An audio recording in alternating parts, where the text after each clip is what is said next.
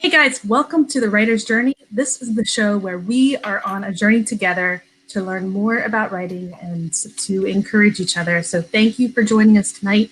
Tonight we are talking about revising your first draft, particularly when it comes back from the editor and it's got all kinds of marks all over it and you're pulling out your hair asking yourself, where do I even start with this mess? How can I fix this?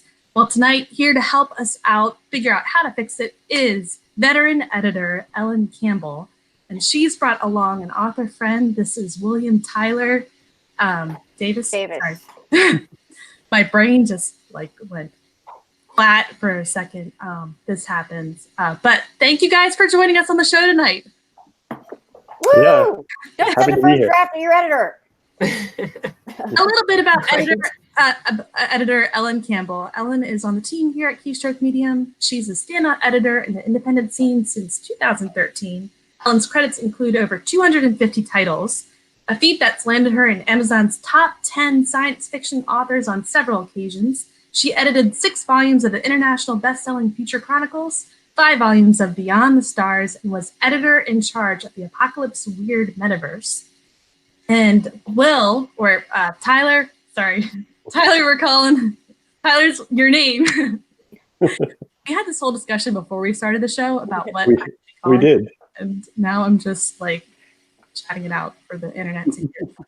Yeah, Tyler, he writes fantasy and he also writes cozies, and he integrates humor throughout all of his books, and they're a lot of fun to read. So check him out on Amazon. So thanks, guys, for joining us on the show tonight. How are you? How have things been going with your week? Haley? It's been good. Yeah, no, it's been hectic, I should say. Yeah, it's been a hectic week, but I'm getting through it, and that's all that matters. Yeah, I've been cramming all 5 days into 4 days this week. So yeah. Because of Memorial Day? Yeah, because of Memorial Day, but yeah, 5 days of worth of work, so that's how it goes. But family time's good. Yeah. And then, Ellen, how have things been in Ellen Land? Oh, Ellen Land's wonderful. I never know what day it is, so unless I have a commitment, like today is Thursday, and Siri reminds me, I didn't know what day it was. And that color behind you is gorgeous. Thank you. That was kind of an epic journey in itself. I literally tried 10 different colors of paint before I settled on this one. I was freaking out. I was just completely stressed and thought I was losing my mind. My husband thought I was losing my mind because I kept coming home with more paint. It's like, no, I don't like this. That one's too purple. This isn't right. This is wrong. I can't stand it. Oh my God, I have to live in this room. Just one more. Color matters. It really does. Color really does matter. And I'm like, I guarantee I'm 30% less crazy just because of the color in here. I'm really glad I tried all 10. This was number 9. I'm sure there's some kind of brilliant metaphor here for a room that needs to be repainted and the hard work and effort that goes into it, and revising our first drafts. Revising our living space. Yeah. This topic, revising our first draft, it was brought up in a Facebook poll about a month ago. The audience was really keen on this one. A lot of us particularly our first book that we're writing, we're still figuring out what we're doing, and then we hand it off to an editor, and the editors looked at a million manuscripts before. They've got a lot of expertise come into it, and they say, hey, this whole thing needs to be rewritten, and we just don't know even where to start with that. So Ellen, we'll just ask you the first question. Since you've worked with so many authors before, and our topic is revising first draft nightmares, what kind of advice would you give to an author when they first get all that feedback back? What steps should they take first to fix it? I would start even sooner than when they get the feedback back, because what you don't want to do is send a first draft to your editor. Never send a first draft to your editor. Why would you ever send a first draft to your editor? You do revisions, you go through, you look for corrections that need to be made that you can make yourself. Even if you don't have beta readers, even if you can't afford developmental edits or whatever, you still don't write it and then send it off to somebody to fix. That's just insane. So that just boggles my mind that anybody would do that. Whatever first vomits out of your fingers, At least read it 3 times. At least read it. Yeah, read it again. Because when when you change your character's name in the middle because you whatever, and you'll catch that at least. No, I mean, you don't want to send, seriously, we're talking about verbal vomit is what's in a first draft. Or, well, it's not, it's written vomit, but yeah, your story is gushing out of you onto the page, and it's going to be disconnected. There are going to be sentence fragments, and things that don't fit together, and name changes, and place changes, and all kinds of inconsistencies. And to hand that to an editor is like building a car out of Bondo. I mean, it might look like a great car on the outside, but it's going to be weak and creaky, and pieces are going to fall out of it. And you paid somebody a lot of money to do the best job that they could on something that can't really be fixed. Right. Wouldn't you rather take something with a few dents in it here and there and get them waxed out? Yeah, now I've heard that advice a million times, that you should read your manuscript out loud. Sure. And listen to it. And then from that, if something sounds awkward, fix that. If something sounds confusing when you read it out loud, fix that. But just devil's advocate here, do you really have to read it out loud? Yeah, you're actually further ahead if you can get someone or something to read it to you, because then you hear it. If you're reading it out loud yourself, you are more likely to skip over the things that you're not seeing already anyway because you wrote them. Exactly. Yeah. Tyler, what do you think? Because you've been here before. How many books have you written by now?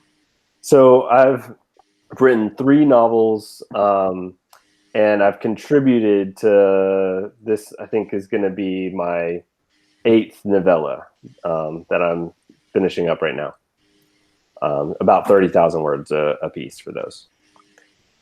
So yeah, my opinion is, yeah, like I've tried every kind of like several different approaches to kind of first drafts, because to me the first drafts are, they're the hardest. So what I tend to like to do is just call it a draft 0. I forget, there's a quote from like Terry Pratchett, only my eyes see the first draft. And so it doesn't have to be like coherent to anyone else but me.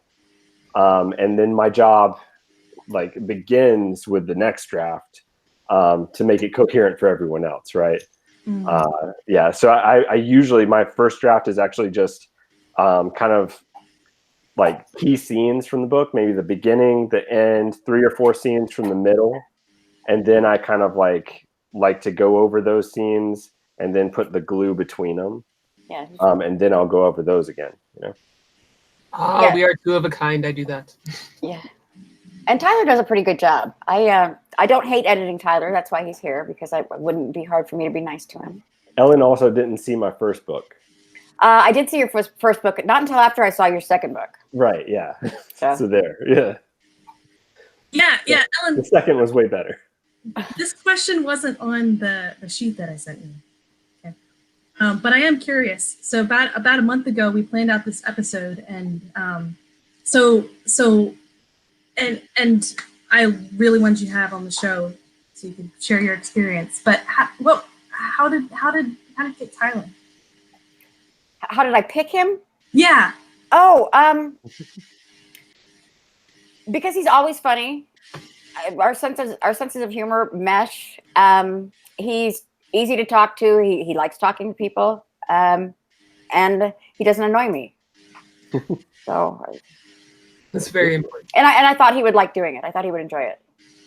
And I've been on the chat a while.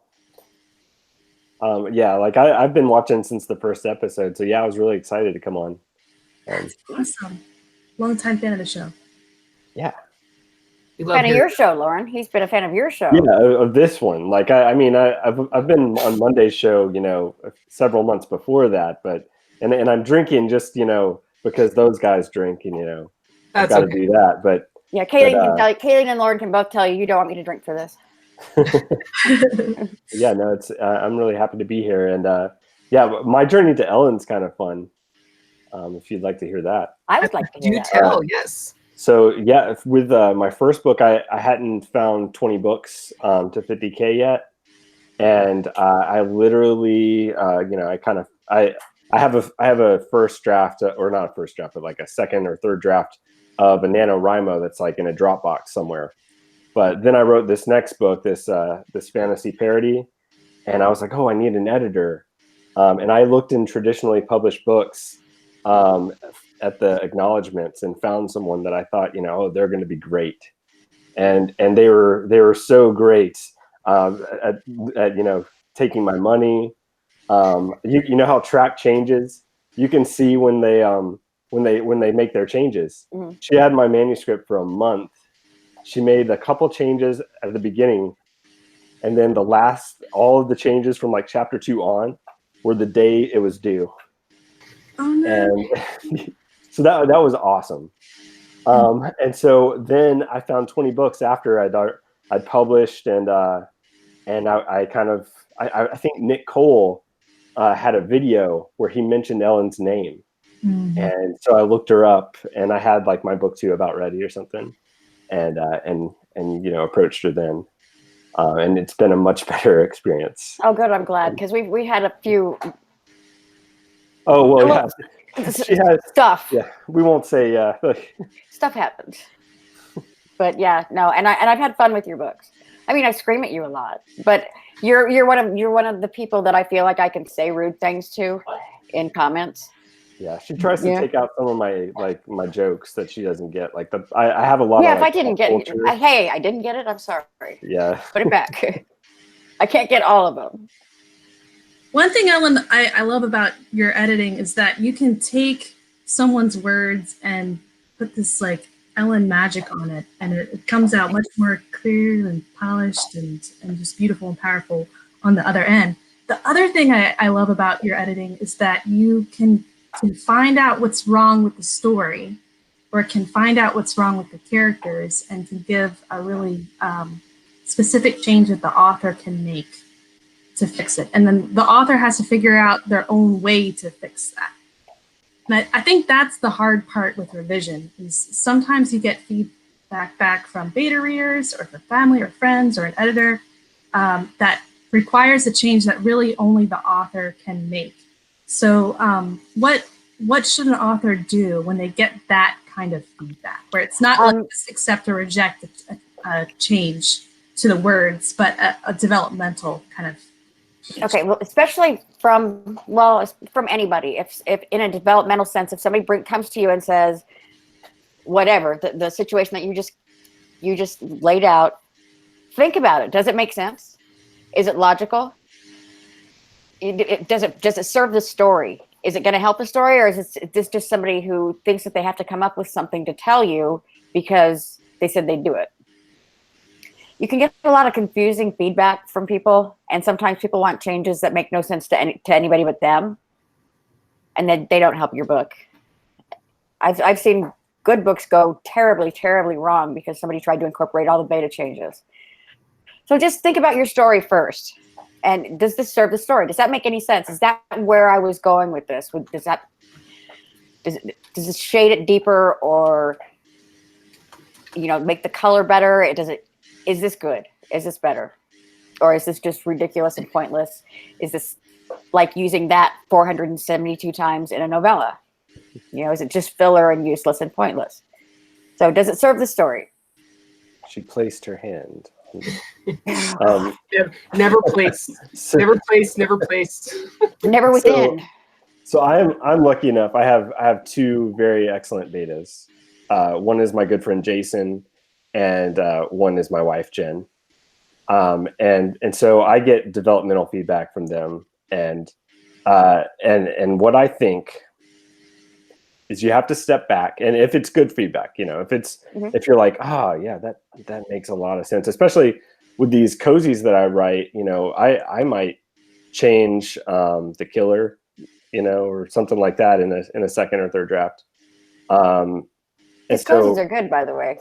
I like them. Yeah, thank you. But whenever you do that, I feel like you have to step back and realize that it's not going to be like, it's not an all-encompassing change. You're not changing from first person to third person or anything like that. Usually you can, in one scene, you might add a paragraph.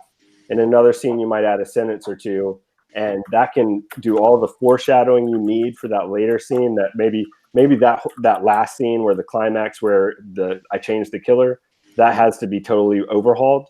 But the scenes before that, I might, just add that character in to that scene, and he might say one line of dialogue, but he's there, and so it gets the job done. You know what I mean? Like, an overhaul doesn't have to be necessarily as much of an overhaul as you might think whenever you get those notes back. We had because we had a little situation like that there in the last one. Yeah. I'm trying to remember back. Yeah, we did because I kind of had some procedural problems. Yeah, some procedural problems, detective problems. Yeah, towards the end. But yeah, those, and I think you might have talked to Scott or somebody. I don't know. You talked to someone, and you were like, "Do it this way," and it wasn't. It sounds like a big change. But it was a matter of 2 sentences, I think. Yeah, but it's like 2 or 3 sentences, really. When you get down into it, all you have to do is read over yourself and figure out, hey, where does this need to go, and put it there. It's pretty simple. Yeah, and a good editor will help you with that. Suggest, I think this should be here and that should be there, and this will solve that. And sometimes like the simplest solution will like definitely create like the biggest impact for overall like positivity. And with mentioning of the overhaul, I'm gonna start with you, Ellen, since you currently are on my screen looking gorgeous. So what sort of mistakes do you see most often? It might be a hard question, just because ultimately it kind of comes down to each individual manuscript. But as far as like overall most common mistakes, that you see to necessitate like that manuscript like overhaul. What type of too many characters? Too many characters. Too many characters with really oddly spelled names. Too many characters with similar names. And then you go back to my all-time favorites of your crutch words and your really bad action beats and things like that. Just when you write, it's not and descriptions that make no sense at all. I mean, literally no sense. If you are not absolutely rock, cast iron, solid, certain that that word means that, don't use it as an adjective, because you might have just called somebody a pig or something.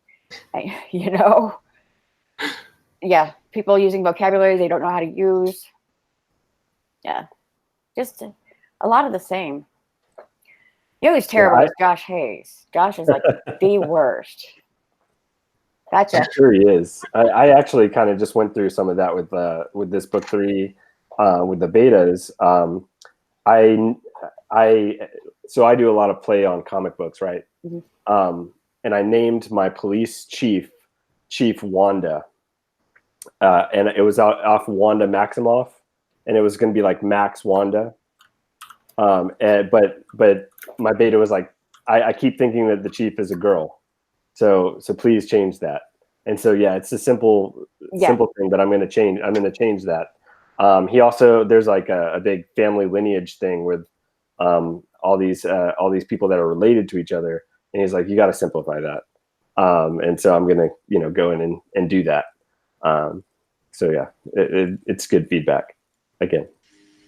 Now, Ellen and Kayleen, do you know of any tools on Word or tools on Scrivener that people can use if they need to make a change to a character's name throughout the manuscript? And I know that name comes up like 500 times. Is there some quick way to do that?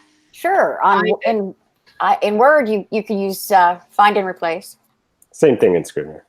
Yeah, I don't use Scrivener. But does Scrivener Word have a name generator?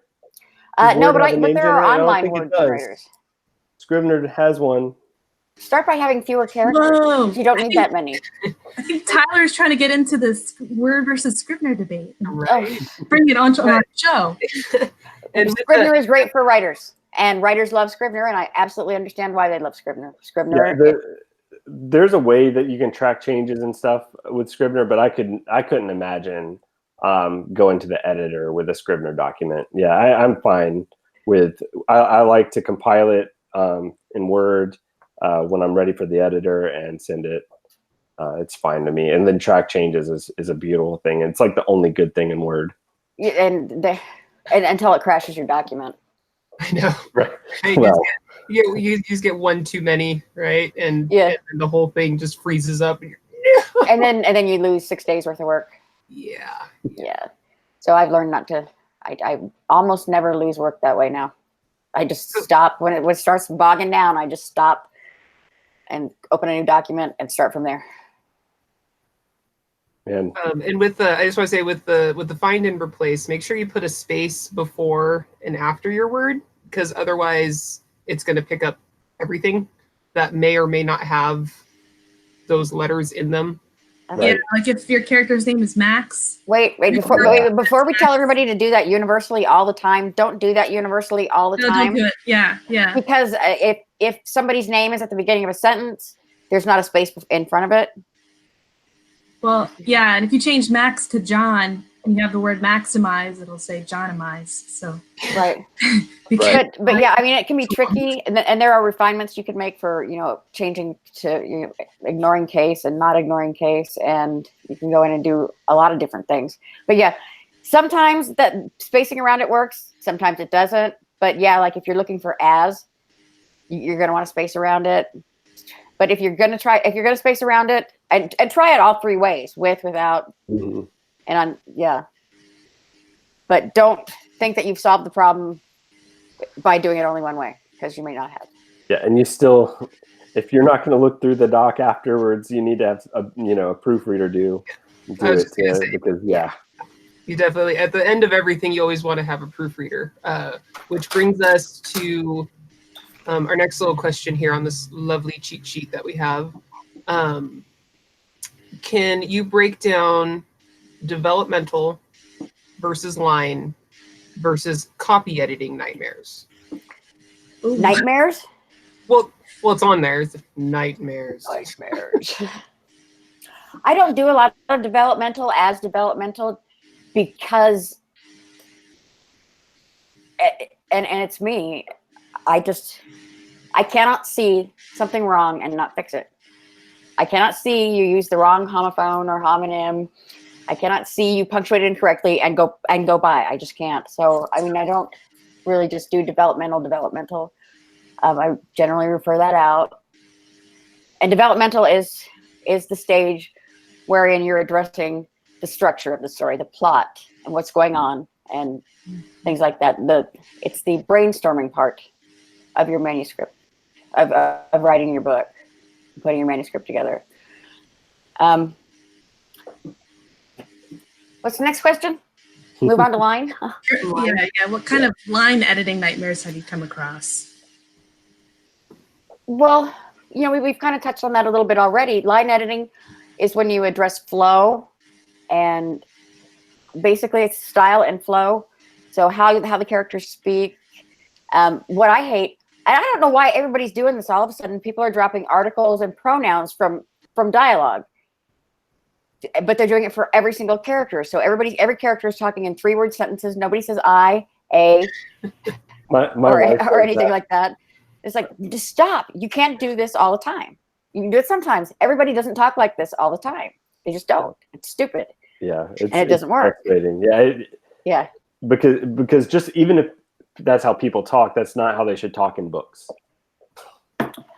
Well, maybe one person talks like that, and one person can talk like that. Well, yeah, maybe that's a character trait for one person. It's not every single person in your book. Exactly. So in the fantasy books, Totter, I had he didn't use G on the end of ing, Mm-hmm. like anything. So there's the little hyphen there or whatever. So yeah, or is that apostrophe? I don't know. It's an apostrophe. Yeah, apostrophe. Yeah. But yeah, like that was one character that had the one trait, and yeah, and just keep it consistent. Yeah, and I love Totter. Totter was great. Totter is great. Yeah, and that's something a good editor or a good even beta reader can help you with, is to look at your different characters, your different characters' voices, and make sure they're distinct from each other. Yeah, distinct from each other, and then all the way through, they are their own person. It's hard when all those characters are coming from your own head to make separate voices. And stop Ellen, naming. any tips about that, like how to develop separate voices for your characters? I don't, because I don't have that kind of mind. That's just not me. You go to Tyler for that one, because he apparently has voices in his head. Yeah. So I mean, my go-to is either base them off of a person, base them off of someone you know, or an actor even, and kind of just roll with that.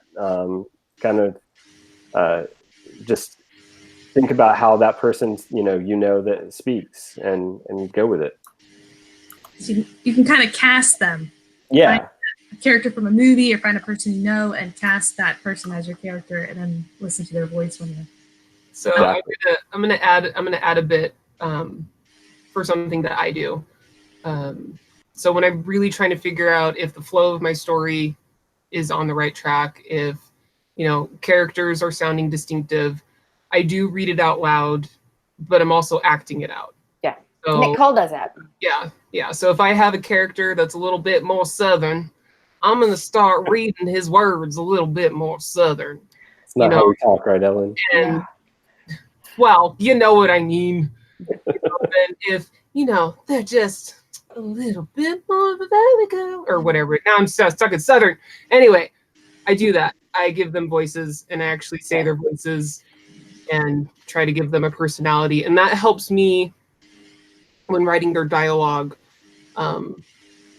That helps me to make it more distinctive, so they don't all sound the same. But Ellen will only let you say like she twanged or whatever like twice in the whole book, just so you know. I never let you say twang once. I said I let you say drawl once. Yeah. Yeah, the fancy highfalutin words, you can use them once. You get your one pass, and then I can tell you something from personal experience. Go ahead. In real life that crosses over to fiction about voices and what you're saying, is the longer that you're thinking about what that character is saying and how they're saying it and putting it together and getting just the right words, the more in your head you are, and the more likely it is that what you put down on the paper doesn't say what you think it said, because you've sliced and diced and chopped and wiggled and whatever, and then you've got this crazy sentence that, I mean, it isn't really appropriate. It's missing parts because you already know that part, so you're not talking about it because you know it in your head. You just forgot to write it down. So she's acting it out, so it's probably better. She's not throwing in her head. I don't do that until like the very last stage when I'm gonna be like, okay, I'm gonna send it off to the editor. That's the point where I'm reading it out loud. And I would say I would beg to differ with like Ellen. I don't think you're in your head at that point. Like I think you're more like I mean when you're your body. When you're acting. Okay. No, I'm not talking about when you're acting. I'm talking about before you're acting, when you're thinking about it. Say like Kayleen's at work, or I'm at work, or Joe Ryder's at work and they can't write, but they've got this scene and they love it and they're going over it and over it and over it and over it and they're refining it and this and that in their head. And then they go and now Ellen said less is more and this is really good and we're going to make this clean and blah, blah, blah, blah, and strip it down to its bare minimum. And boom, you've got something that makes literally no sense in context because there's no context.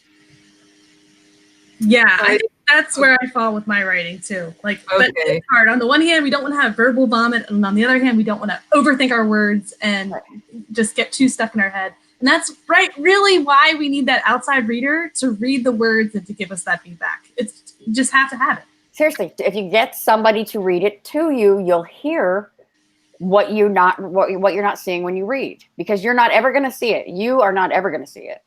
Yeah, I have a perfect example actually. On my recent short story, there's like a sentence fragment that literally makes no sense, and I even read it out loud before I sent it. And she highlighted it, and she's like, "What?" And I read it. I'm like, "Oh, that was the start of a sentence," and then I changed it, and I didn't delete that part. I just thought that was funny. So anyway, I was gonna say, like the real trouble for me is the only time I hear someone else do it is at the audible stage, like the ACX, and so I try to be really good. Like after I hear a chapter, I'm not gonna make Jeffrey Caper, who does the Comics and Coffee Case Files. I'm not going to make him like, do the whole scene over or anything like that. But if I find something where I'm like, oh, that just irked me, it doesn't sound right, I'm going to ask him to change it. Even at that stage, like I've got the book out, it's been out for like 2 or 3 months, but I still want it changed. Yeah. I don't know if there's such a thing as a perfect book. There's probably always going to be something that could be a little bit better about it. Now we have a question from the chat. Actually, we have a lot of questions. Luke asks, we'll start with this question. What is the proper order? Beta readers, developmental editing, line editing? Like, where should you start in your editing process? You should start with reviewing it yourself, then reviewing it yourself again, and then reviewing it yourself again, and then putting it in a drawer, walking away, coming back a week later and reviewing it again, then beta readers, then developmental. If it's necessary, it's not always necessary, then line, then copy, then proof. Yeah, and for developmental, one little tip you can do is look up StoryGrid sometime. There's a StoryGrid podcast with Sean Coyne and Tim Grau, and they've got documents on their website too that you can download and look at. But they can give you a chart that helps you to create a timeline of events through your book. And then you can check to see that all of your events, the time and the place and locations, everything is lining up. You can get someone else to read your book and to make note of those events, or you can just do that yourself. It's, maybe it's a little tedious because you've reworked the manuscript so much, but charting out the events might give you a sense of, and then charting out the word count for the events too can give you a sense of, I'm spending way too much time on this scene or way too much time on this chapter. There's, my story's slowed down. There's not enough action, that the pacing's slow. Or on the other hand, maybe I've got too much action and there's not enough reflection. There's not enough pauses for the characters to kind of regroup and for the reader to take a breather from all of that action. But don't insert those by writing, he paused and then he started again. Please don't do that. Yeah, so that's one little tip for if you need to do developmental editing yourself, is you can kind of chart all that out. And some books don't ever go through developmental in the traditional sense, and with the collaborating editor and whatever. I mean, a lot of people don't do that. I have no opinion. So, I mean, different people work different ways. Mm-hmm. So after developmental editing, then line, which is style and flow, making sure that your sentences are sentences, your dialogue sounds like dialogue, and everything flows. And then copy, which is grammar and spelling and punctuation. Sometimes that will include the continuity, which should be addressed in line, but sometimes, stuff slips through. And the very, very last thing you want to do is have it proofread. And it has to be, to get a really good, accurate proofread, you need a really good, accurate proofreader who didn't edit your book. Right. Fresh eyes. Mm-hmm. Right. So you're taking the proof copy, that is, the manuscript is done. It's ready to go. Mm-hmm. Hopefully even formatted, so you can kind of check over the formatting too. And you're making sure that the proof copy is ready for print. That's proofread. Because oddly enough, it looks different when it's formatted. I mean, it reads differently when it's formatted. So that's very true. I've kind of forgotten that. So before we continue on, we have a show sponsor tonight. And tonight is brought to you by Stryker's War by Josh Hayes, Jason Anspach, hope I said that right, and Nick Cole. And it is currently only available in audio, narrated by Ray Porter. Alrighty. Feel the thunder. Stryker Company always brings the fight, but when they relieve embittered and embattled Republican. God, I failed this. I'm gonna start over. Stryker Company always brings the fight, but when they relieve embittered and embattled Republic Marines, they find an enemy unwilling to stand up and face them. Tasked with protecting the Republic's interests on a mining world, the legionnaires face roadside ambushes, double-dealing locals, and constant sabotage. And the mission isn't as straightforward as they thought it would be. As skirmishes escalate into coordinated ambushes and assaults, two squad leaders, Talon and Lankin, are forced to chase after the sparks threatening to ignite the entire populace into a full-blown insurgency. Denied the legionnaires and resources they need to contain the situation, a single platoon fights to complete a mission requiring all of Stryker Company. The outnumbered platoon must work their way from glittering coastal ports through steamy jungles and dust-covered mines to find an enemy hidden seamlessly among the indigenous populace. The cost is high, the sacrifice great, but nothing short of death itself will stop the legionnaires of Stryker Company from completing its objective. In the standalone tale of combat, brotherhood, and sacrifice, these legionnaires will learn what it truly means to make the ultimate sacrifices for their friends. Experience this thrilling story of combat, brotherhood, and sacrifice set in the Galaxy's Edge universe as USAF veteran and retired police officer Josh Hayes teams up with Anspach and Cole. If you're a fan of Legionnaire, you'll love this military sci-fi thriller. Bom, bom, bom of doom. That was just for Josh. And Strikers War is extra special on tonight's show, too, because it was edited by our very own Ellen Campbell. There you Boy, go. I wanted to kill him when I was done. I am not kidding. This is going to be really clean. This should be a really super easy one for you, Ellen. Yay! 2 months later. I hate you. With lots of love mixed in, too. Oh, yeah. Nice. I love you, Joshy. Sort of, sometimes. He's here. Maybe. He made a comment about doom. Oh, there we Yeah, go. I saw some of those little snarky remarks. There will be hell to pay. No worries. All right. So another question we had come up is, are there practices that an author can do during the planning stages or writing stages? So even really early on before they start writing, that can help us to avoid a first draft nightmare down the road. What can we do ahead of time so we aren't in that situation later? Everybody works differently. What works for you may not work for somebody else. I would recommend just being mindful of what. This is such a nebulous question. Find a book that you didn't like, figure out why you didn't like it, write down what those things were, and don't do those. Try to not do those. Come to me, I'll tell you what not to write. I'm happy to tell you all day long. No pausing and take it out. It's not within. You did not place anything within, whatever. But try to avoid repetition. Try to punctuate correctly. Don't have too many characters. Make sure that you kind of know, at least in your head, you don't have to write an outline, but make sure you know, at least in your head, where you're going. And don't spend a lot of time wandering around. And, wandering in circles. I know you're going to say, oh, all those who wander are not lost. It's like, no, yes, you're lost. Quit, get out.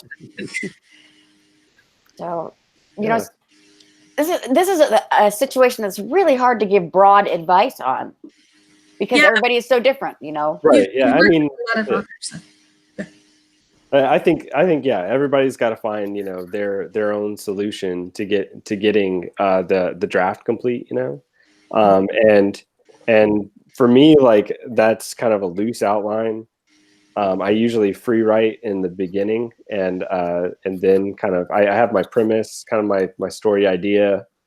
I'll free write like an opening. I might free write like the ending, and then I go back and I outline. I use and so I'm one of those people who I spent like 10 years writing my first novel, and in those 10 years I read Skin the Cat, Story Engineering by Larry Brooks, a ton of these type how to write a novel, and the reality is there's no one way to write a novel, and there's only your way.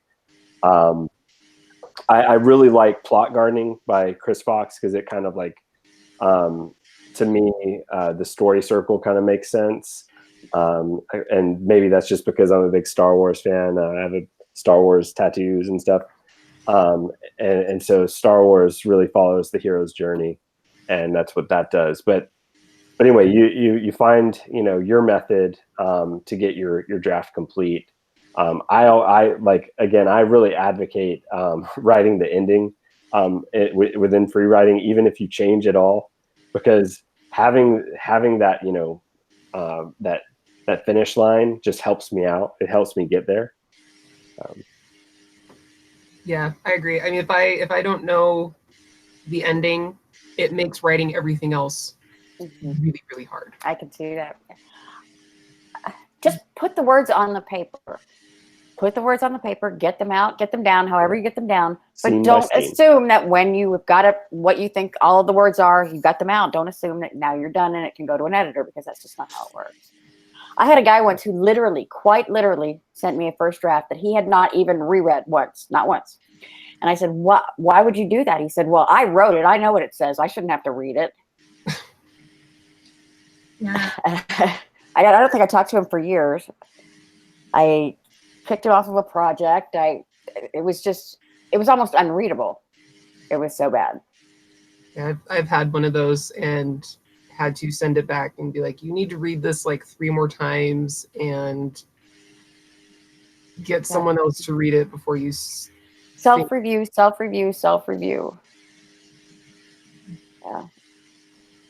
Yeah. It just boggles my mind, though, that anybody would pay thousands of dollars and send somebody a steaming pile,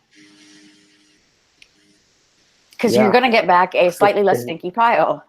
Right. Yeah, I mean, it's tough for somebody, they've lived with this story for a while now. Like, Ellen gets it for a week, right? We've had it for months, and it feels to us like this all happened, and I just wrote the words. So it's hard to step back sometimes and realize, well, that chapter 3 or 4, that doesn't even need to be there. Chapter 5 sucks, so you need to rewrite it, whatever. One thing that's been fun for me is I co-write with my wife. We have the Cozies. She has a series called Foodie Files, and she just writes the first draft. And so I actually, I kind of get these first draft nightmares, because it's really, she literally just writes it and she's done. And then I go through and I do developmental and copy edits, basically. And when I'm doing that, she does a lot of cooking in the books, and I'm like, that's too much cooking. And I don't feel like these 800, 900 words, I don't feel any, qualm just, ripping them out. Yeah. And she would, I'm sure if she was editing this book, she would definitely not do that. Right. And so it's been, just kind of glorious to like kind of learn from this, like, and I can do it to my own writing now that I've seen, like, hey, it actually works. Again, yeah, I probably stripped like 4,000 words from her last novella. I mean, and it sucks because, I know that I want like, page reads and things like that, but I also want a really nice, like, tight, cohesive story that the reader just, I don't like. For the Cozies, I don't want my target audience, I want them at night, like, 10 p.m. to midnight, like, reading this book, not putting it down. Yeah. And then they'll buy the next one. There's right. your page. There's the page reads you were afraid to lose. Right. Exactly. Yeah. Editor approaching someone else's manuscript, I'm often I feel kind of careful.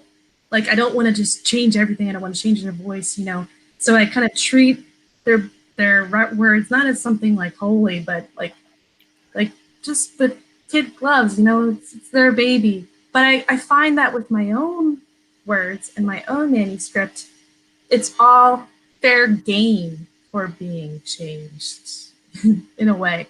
Like, a scene comes out and the action plays out in this way that I hadn't really thought of ahead of time. It's just, that's where the characters want to go.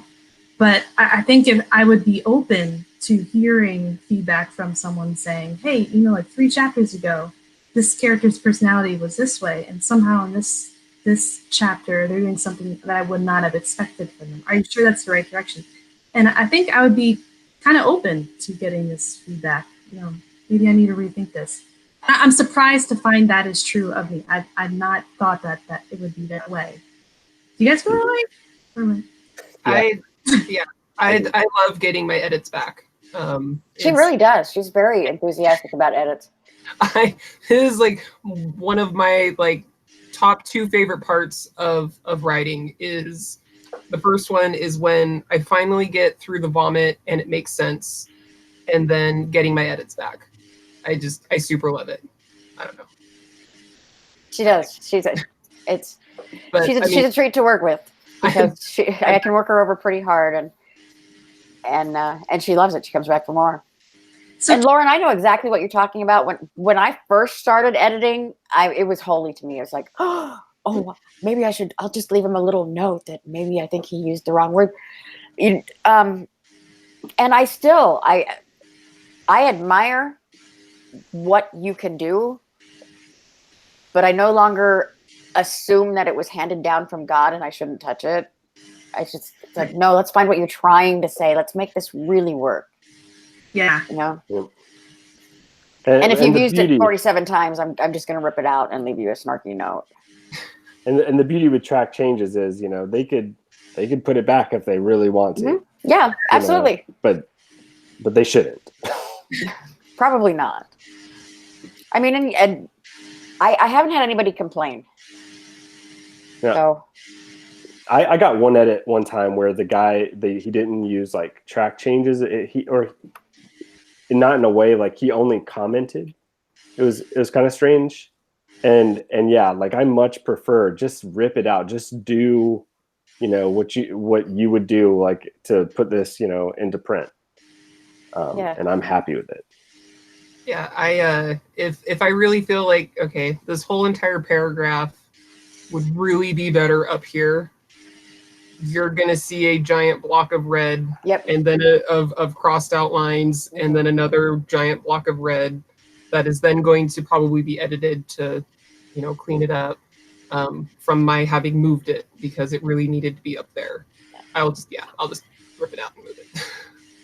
So the consensus I'm kind of getting here is that there really aren't any first draft nightmares. You know, if your manuscript is getting a first draft is a nightmare. Yeah, well, I think as an editor, getting a first draft is a nightmare. It's just, I would rather kill you and your firstborn than edit your first draft. Yeah, first drafts are the nightmare. I mean, like in my opinion, like editing is the easy part. Like editing is where you've already kind of got the scene, like at least kind of in this state where, you know, it's passable to your eyes, and now it's about making it clean and better. Getting a first draft, you're familiar with the phenomenon that when a house is so dirty, you have to clean it before the cleaning people can come? Yeah. That's what you've just done. You've just sent it for a first cleaning to an editor that you're paying a lot of money to. And then it's going to have to be edited again because they've just barely hacked the story out of what you sent them. Okay, so maybe I shouldn't say first draft nightmare, because we're really talking about like you yourself had edited it 3 or 4 times before you're getting it to your editor. Mm-hmm. But let's say you've done all that, you get it back from your editor, and it's been eviscerated, and it needs a whole lot of work. I think what we're saying is this is not a nightmare. This is potential. This is absolutely. Your manuscript is going to evolve. It's going to get better. It's going to get stronger, and your editor's here to help you. Absolutely. And I know I myself. I mean, if you say, well, like Tyler, hey, this is from Arrested Development. It's a joke. Put it back. Oh, okay. Sorry, my bad. Never seen it. Why have you never seen Arrested Development? And today I have Netflix, all because of Tyler. So yeah, I mean, your editor is trying to work with you. Your editor is not your 6th grade English teacher. Yeah, I'm trying to think. So, I mean, with line editing, especially the way that, you know, that you do it. I do line and copy at the same time. Line and copy, yes. So you do 2 passes and things like that. But the way that happens, I can't imagine a state where the draft is like kind of so eviscerated that you have to like start over from the, you know, the drawing board almost, unless like, you know, the editor made comments like, hey, this page doesn't work, you know, or this whole paragraph doesn't work, reword it. Well, and that's your developmental edit. You needed a developmental edit before you sent it for line and copy. Right. Now so that is an issue that does come up. If you send a manuscript in for line or copy and chapters aren't making sense, chapters need to be rewritten. It just wasn't ready yet for line or copy. Yeah. Send it for an evaluation first. Yeah. Send it to a couple people for an evaluation first. So I'm going to play devil's advocate here. Okay. So you've got your draft. It's eviscerated. It really needs a lot of work. But you've also already set your pre-order on Amazon. Don't do that. Hey, I'm playing devil's advocate. Okay. Because you were confident you were going to have this book done, you know? Worst case scenario. So worst case scenario, right?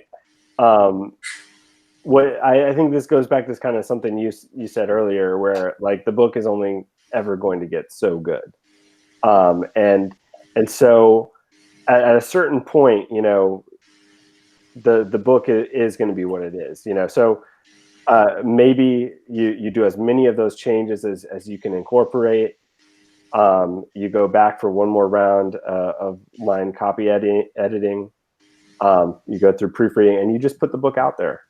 And a lot of people do that. And a lot of people do that. That's what I was going to say, is that a lot of people do that. A lot of people maybe continue editing after their book is already published. They do. The nice thing about Amazon is that you can upload the changes. But at a certain point, you're only going to get better as a writer by writing the next book. That's true. That's very, very true. And I'm not going to argue with you on that at all. But try to get something out of the process every time. Try to grow every time. Try to learn not to make the same mistakes. Try to, you know, whatever your particular habits are that don't work, try to weed them out. And that's another thing. That's actually a good point, is when you get your edits back, your line edits, whatever, you try to pick up on the things that you are like, that the editor is hampering on you. And at a certain point, sometimes they might just say, listen, you did this like 6 times. I'm just going to like mark it red the next time, you know, like whatever. But pick up on that, make a note, and make sure that the next, you know, book doesn't have those same mistakes. Yeah. Right. Get your money's worth. Make her change something else next time. Yeah. See, and then the next book will be that much better. Because, you know, your editor goes blind seeing the same mistake 65 times, and she's so mad at that mistake that she didn't see the other one. She's error blind to the rest. Yeah. I'm super excited because I wrote an entire story and I did not use gaze one time. Not even one. I was so proud of her. I was so proud of her. Oh, Kayleen. I sent her I do a crutch word sheet for people. And I mean, I was highlighting things in purple and increasing the fonts and yelling inappropriate things in happiness. Yeah, it was very fun. She didn't use gaze once. The first short story that I edited for her, I think, had gaze like 47 times and 5,000 words. Oh, my characters were gazing all over the place. Well, y'all's episode, y'all ruined like a YA audiobook for me, because it was like basically just dialogue. Like I listened to y'all's episode, and then I was listening to this book, and it was dialogue and stage direction, gazing, and everybody's standing around looking at shit. All the time. Yeah. Yeah, for an entire book, everybody's standing around looking at stuff. He watched the sunset and placed his phone on the table and walked to the door. Don't do it. That's us, the writer's journey, reading books one at a time. Making writing better. That's always we making all of your writing better. That's the goal. Better out there. But on the flip side, I'm sorry to have ruined a book for you. Oh no, it's I'm not. plenty of audiobooks have been ruined. It's all right. I've done that for Scott too. Ruined audiobooks. I think with him it was which word was it? It was as. Was it as? Oh no. Yeah, it might have been yet. But yeah. I'm here. I'll ruin it for you. Yeah. Not all who are lost are second lieutenants. Thanks, Bill. We're trying to think, what questions do we have left? Yeah, I'm scrolling through the chat, seeing if anybody's said anything I missed. Yeah, there was a bit in the chat about passive voice. That's a good question for Ellen, because she didn't my personal opinion is when to use passive voice is when you're reading The Outsiders, and that's it. But what is Technical Ellen? passive voice is just going to happen from time to time. I mean, I would rather see you, instead of going through and weeding out every instance of passive voice, I would rather see you write better action beats. Try to read out every single one. So try to read this book and see what you think about passive voice. Well, anything gets on your nerves after a while. I'm just saying. It's so annoying. Can't read it. People are running around today saying, show, don't tell, show, don't tell. And yeah, that's true, but sometimes you got to tell. Yeah. And passive voice happens sometimes, even with zombies, whatever. But I mean, don't take one single rule and fixate on it to the exclusion of everything else. Yeah. And especially when you write sequels, you have to tell what happened in the previous books, Yeah.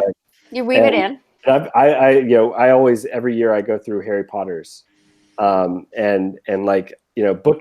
4 or 5, even she's kind of rehashing stuff that, happened. And you kind of think does she have to do this? She knows we're invested, right?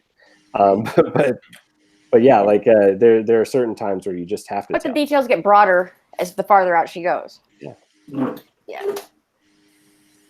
I love her alliteration. It could be a good tip to find books that you really love.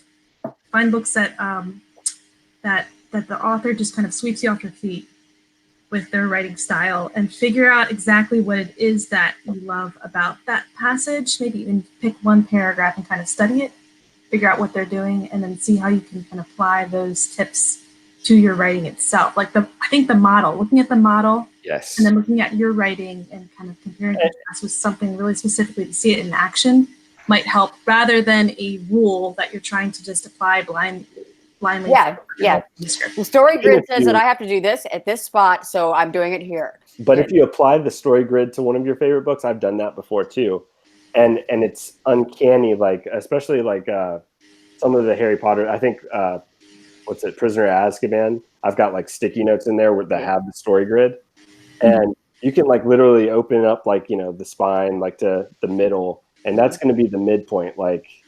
She's spot on, and kind of the 20% mark. You're that's when they're at Hogwarts now or whatever. And so that's when they started the journey and all this stuff. And you can do that with your favorite novels for sure. Yeah, absolutely.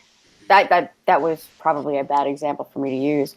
Just don't take anybody's. Never ever do this. Well, there's no never in fiction. Right. There's sparingly and maybe almost never, but I mean, don't take one rule to heart to the exclusion of your writing. Don't kill a dog. The one. Yeah, don't kill the dog. Don't kill the dog. We don't like that. Do we? Even if it is fictional, readers will be mad. or if you have to kill the dog, do it right. Well, Guy Anthony DeMarco, he adds on, you have to understand the rule before you can break them for things like stylistic effect. Yes. Thank you, Guy. That's a really good point. Picasso, he broke rules all over the place with his art, but if you look at his early art, he definitely studied the proper way of painting before he started making his own fantastic stuff. But he knew the proper ways first, and then he went on ahead to break the rules. If you look at some of the American classics, Fitzgerald and Hemingway, they break rules all over the place, stuff that we wouldn't do today. And so, yeah. And always write the next story. you know? Yeah, absolutely. Reiterate. I mean, you can keep writing that one story with those same characters over and over and over again. But until you finally say enough is enough, get new characters, new situations, new scenery. I mean, Yeah. that's when everything that, you know, we're talking about, everything that you read about for how do I write a novel? How do I make it better? Well, you make it better by doing it again, starting a new story, doing a new draft of a new place. And I can say that from experience. Yeah, and that's kind of the same thing as like, don't be in your head for too long. Don't stay in one place for too long. Yes, do it right, or at least make an attempt to do it right. But yeah, don't stay there forever, or you'll just write a story about somebody who got lost in their story and wandering around like in the Wizard of Oz or something. You know, you're just in there and you can't see out, and everybody else is trying to get you out. And yeah, don't spend too much time, because at some point you can't fix it anymore. Make it go away. Just stop. Just stop right now, Ellen. Stop. So we are at the end of the hour. Do either of you have any last minute comments where our lovely viewers, listeners can reach out to you, find you, hopefully not stalk you? Yeah.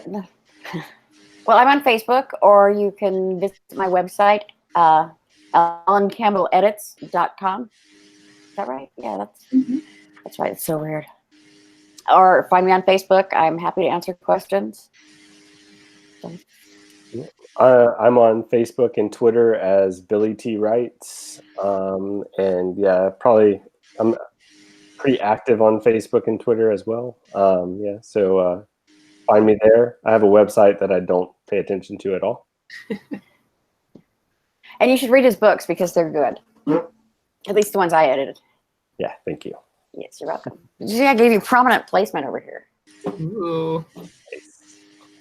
All right. So thank you guys so much for coming on the show. And to everybody in the live chat, thanks for hanging out with us. Please let us know what you thought about the show in the comments, and make sure you hit that subscribe button, click the bell so you always know. Oh, and thumbs up. Make sure you do that thumbs up thing as well, so you always know what we've got going on and all that good stuff. So for Lauren Moore, I'm Kayleen Williams. Thank you for joining us on your writer's journey. Be sure to come back next time. We're going to talk about some reading, writing, and everything in between right here on Keystroke Medium's The Writer's Journey.